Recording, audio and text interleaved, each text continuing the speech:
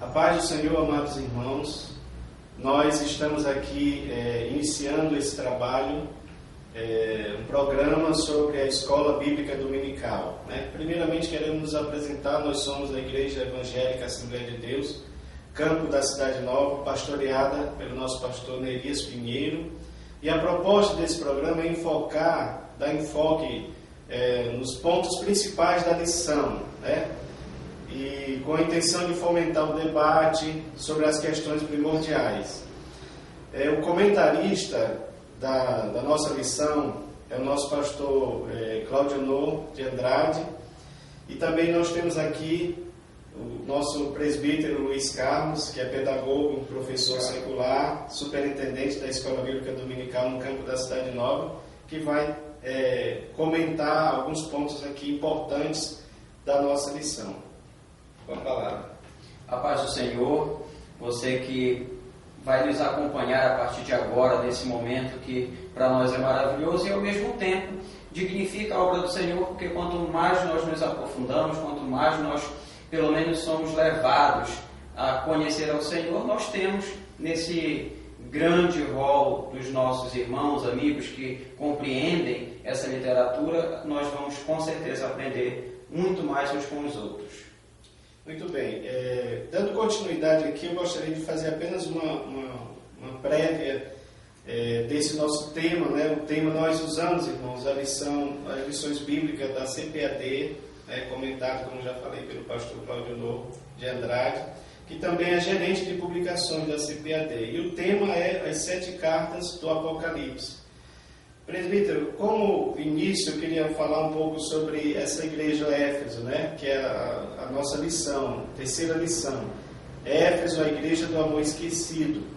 O contexto histórico nos diz que a cidade era cosmopolita, era o centro do comércio do mundo civilizado, onde atraía muitos peregrinos, Também centro do paganismo, espiritismo, astrologia, rituais religiosos, cultos a deuses como Artemis, que era a deusa grega da fertilidade, e Diana dos romanos, Lá tinha esse templo das maravilhas, E eu queria só ressaltar também alguns pontos, alguns fatos que aconteceram com Paulo em Éfeso. Aí depois o senhor pode também comentar sobre isso. Por exemplo, quando ele chegou lá, tem um caso dos 12 discípulos, que receberam o batismo do Espírito Santo. É muito interessante isso.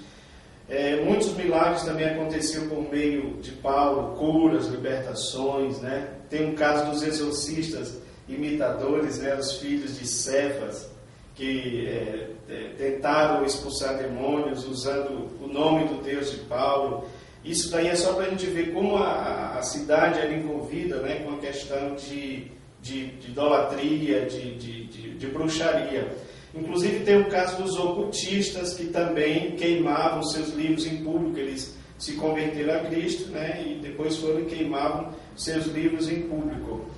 E também o caso de Demétrio, esse artesão, tudo envolvido a questão da idolatria. Ele queria a expulsão de Paulo, porque Paulo começou a dar prejuízo a ele, devido a ele ser um artesão, fazia os seus artesanatos das deusas, dos deuses.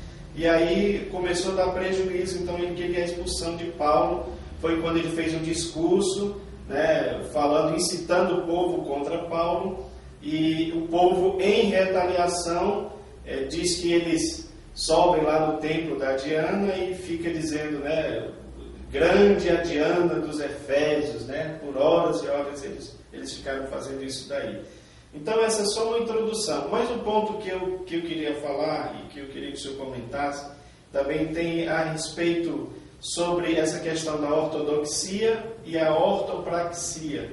Eu achei muito importante o comentário do pastor Altair Germano, quando ele fala sobre, que foi isso, aliás, que mais me chamou a atenção nessa lição. Como é que pode uma igreja que fazia tantas obras, que era assídua nos trabalhos, e de repente ela se viu numa situação em que Deus diz que você perdeu o primeiro amor, Então ele fala muitas coisas aqui, ele diz aqui no seu comentário, o abandono do primeiro amor na realização das obras, o ativismo dos Efésios e a praga vivenciada nos últimos dias, nos nossos dias.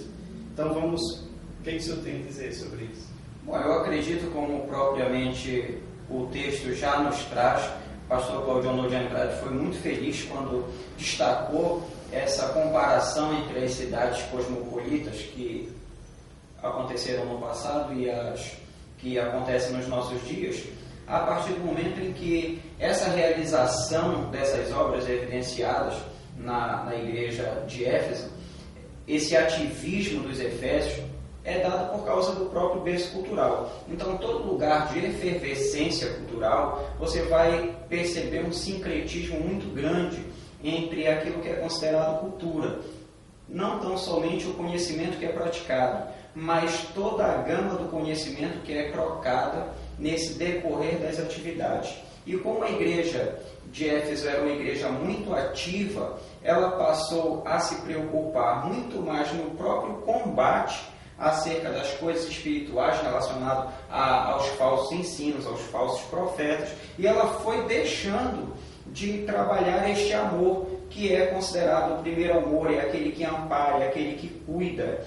Então, nesse contrassenso, nessa comparação, nós vamos perceber que naquela época e nos nossos dias, a igreja ela vai estar permeada de várias situações que vão fazer com que ela privilegie algum tipo de atividade e, de alguma forma, deixe um espaço aberto sem fazer aquilo que ela estava fazendo, que era o cuidado dos seus crentes, o cuidado dos seus fiéis.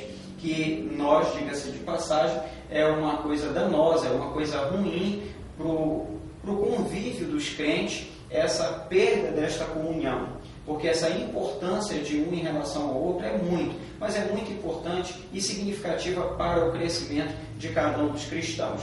Porque a palavra do Senhor já nos recomenda que nós devemos estar de mãos dadas juntos, aprendendo, conhecendo, buscando essa excelência, essa plenitude do conhecer de Deus, até nós chegarmos à estatura do varão perfeito. Então, dentro desse debate, ainda para a gente continuar, é possível, então, alguém se entregar à obra do Senhor, mas não ao Senhor da obra?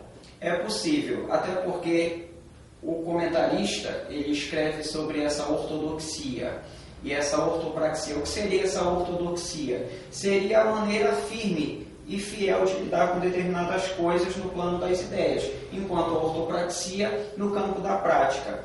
Quando esse envolvimento ele não traz um certo equilíbrio, ele passa a ser danoso. Tudo na vida da gente, se não houver equilíbrio, repare, eu não estou falando de relativismo, estou falando de equilíbrio. Então tem que haver um equilíbrio para que as coisas possam andar ordenadamente. Era o que não estava acontecendo naquela época e que, lamentavelmente, muitos acabam tratando a questão da fé ao invés de ser uma questão cristocêntrica como mercadológica, e por aí a gente pode tirar determinadas conclusões que vão trazer um certo prejuízo ao desenvolvimento da igreja.